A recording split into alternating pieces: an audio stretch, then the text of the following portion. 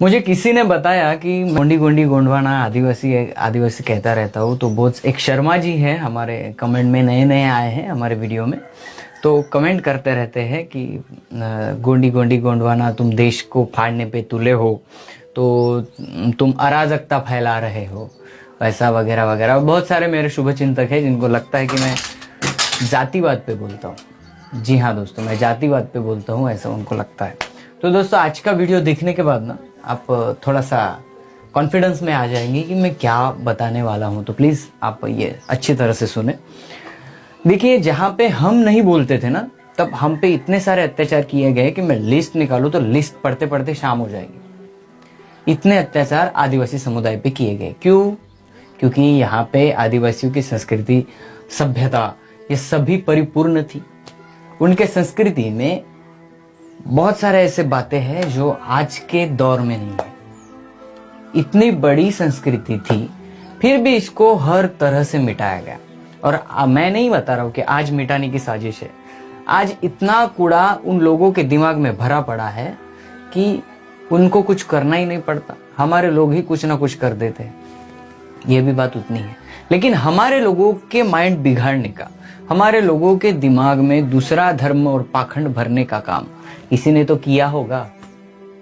हमारे पेन कड़ा पे पूजा करने वाला आदमी अगर आज कहीं भटक गया है तो इसके जिम्मेदार कोई ना कोई तो होगा। क्योंकि हमने तो किताबें पढ़ी नहीं है, तो किताबें पढ़ी नहीं है तो हमारे कौम को समझाएगा कौन? हमने इसलिए नहीं पढ़ा कि आपके 4 वर्ण थे ना, तो उनमें से हम कहीं भी नहीं आते थे। तो पढ़ने की बात दूरी है। और दूसरी बात, इतना बड़ा गोंडवाना लैंड का जो इतिहास है आदिवासियों का, वो धीरे धीरे धीरे मिटाया गया। इतने सारे आदिवासियों ने 3000 साल यहाँ पे राज किया है, उसका एविडेंस नहीं मिलता आपको। और आपको क्या मिलता है? स्वर्ग में देवेंद्र है, पाताल में कोई राक्षस रहता है, इसका प्रूफ आपके पास होता है और आप मान भी लेते हो। और अगर हमने कह दिया कि 3000 साल पूर्व 3000 गोंड लोगों ने यहाँ पे शासन किया, ये बात आपको पचती नहीं है। तो दोस्तों ये मेरा मैटर नहीं है। दोस्तों बहुत सारे लोग कहते हैं कि गोंडी भाषा एक तुच्छ भाषा है।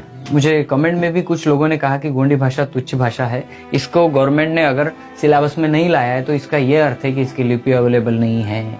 इसकी लिपि तो अवेलेबल नहीं है लेकिन इसका व्याकरण भी नहीं है। ऐसे बहुत सारे लोग अपनी बड़े बड़े स्टेज पे जाते हैं और कहते हैं कि गोंडी भाषा में ऐसा कोई है नहीं, जो सिर्फ मुंह से बोली जाती है, लिपि नहीं है, ये नहीं है, वो नहीं है।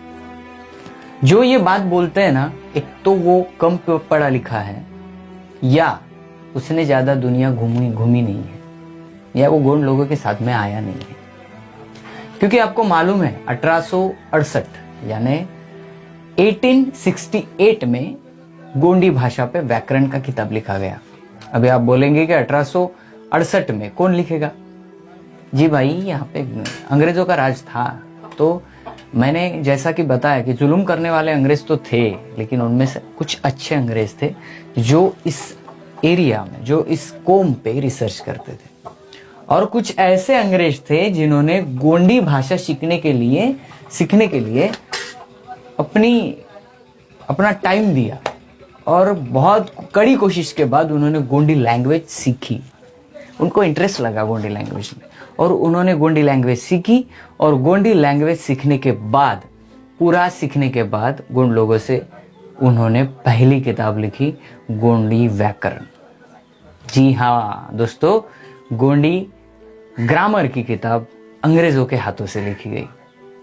और हम आज के दौर के लोग कहते हैं गोंडी भाषा में कोई दम नहीं है। कभी सिलेबस में लाके तो देखो लोगों के गोंडी भाषा क्या कह डालती। क्योंकि आपने हमेशा से अंग्रेजी से लेकर सभी भाषाओं को सिलेबस में लाया, लोगों को बताया, लेकिन यहाँ पे जो 258 रियासतों का गोंडवाना लैंड, गोंडवाना राज्य बनना था, उस गोंडी भाषा को आपने अच्छी तरह से छुपा दिया। क्या आपको लगता है वो खत्म हो गई? आज भी गोंडी समुदाय गोंडी भाषा का ही उपयोग करता है, इसलिए आने वाले अफसर को कुछ समझ में नहीं आता। तो ये हमारा प्रॉब्लम नहीं है, ये आपका प्रॉब्लम है। तो मैं सभी को बता दूं कि गोंडी लैंग्वेज, गोंडी ग्रामर अंग्रेजों के द्वारा लिखी गई किताब 1868 में लिखी गई है और वो किताब मेरे पास है। और आपको उसका पीडीएफ डाउनलोड करना है। पीडीएफ डाउनलोड करना है और उसको देखना है, और देखने के बाद कमेंट करना है कि क्या मैं सच बोल रहा हूँ या झूठ।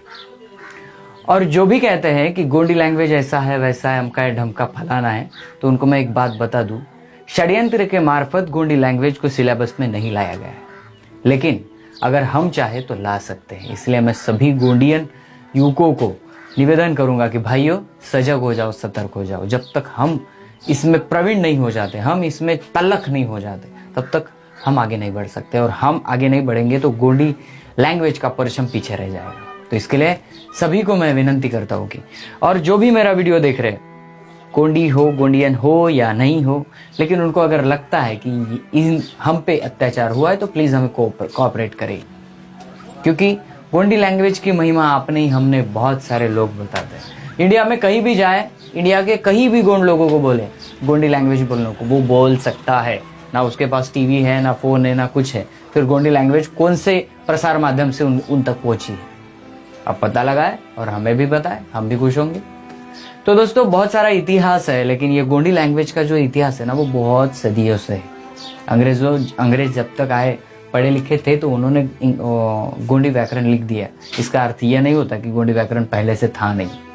गोंडी व्याकरण था, और गोंडी एक समृद्ध भाषा है जिससे एक बहुत बड़ा देश बन सकता है। जी हाँ दोस्तों, लेकिन ये आज लुप्त होने के कगार पर है, तो इसको बचाना भी हमारा कर्तव्य है। दोस्तों इस मैं 2 पीडीएफ भेज रहा हूँ। एक पीडीएफ अंग्रेजों ने लिखी हुई ग्रामर की किताब है, और दूसरा पीडीएफ मेरे पास ये है कि वो पीडीएफ है कि आप अगर गोंडी सीखना चाहते हो तो आपको वहां पे सरल भाषा में वाक्य को गोंडी में लिखा गया है, यानी आप जान सकते हो कि वहां पे वाक्य को वाक्य रट के आप धीरे धीरे गोंडी सीख सकते हो।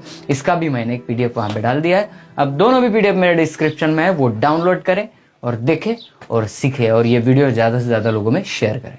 मिलते हैं अगले वीडियो अगले टॉपिक के साथ। तब तक के लिए जय सेवा, जय जोहार, जय आदिवासी, जय गोंडवाना, जय भीम।